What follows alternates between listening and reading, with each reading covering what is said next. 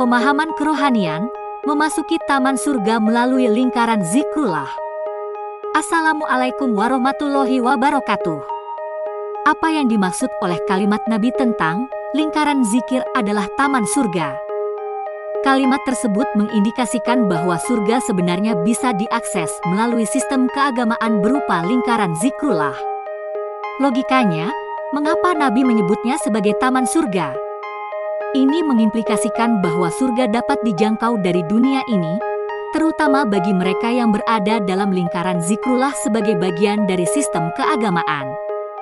Setelah seseorang menerima baiat tarekat waris mutlak, mereka sebenarnya telah memasuki sistem keagamaan yang biasa disebut sebagai teknologi munajat atau dalam bahasa Arab, tarekat atau thariqah.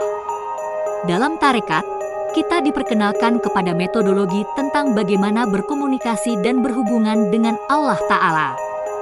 Sebabnya, manusia dengan Allah yang memiliki jarak tak terbatas, tentunya tidak dapat berkomunikasi secara manual. Bahkan manusia dengan manusia yang berjarak 3 km saja tidak mungkin berkomunikasi secara manual.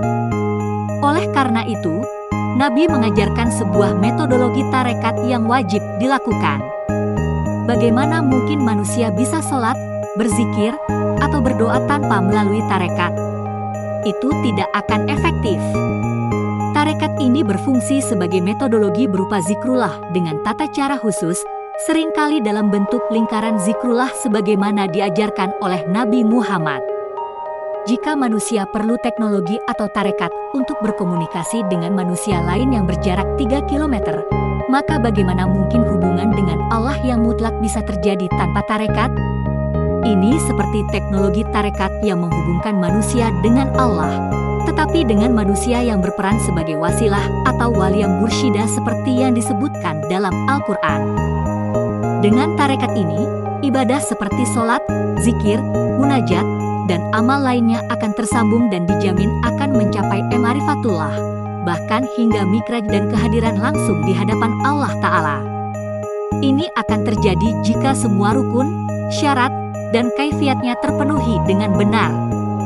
Dalam tarekatullah, kita diperkenalkan kepada sistem keagamaan yang menjamin kita akan masuk dalam kapsul garansinya, dijamin sampai pada wusulnya, meskipun kita mungkin belum menyadari mikraj atau belum terbukanya basyirohnya.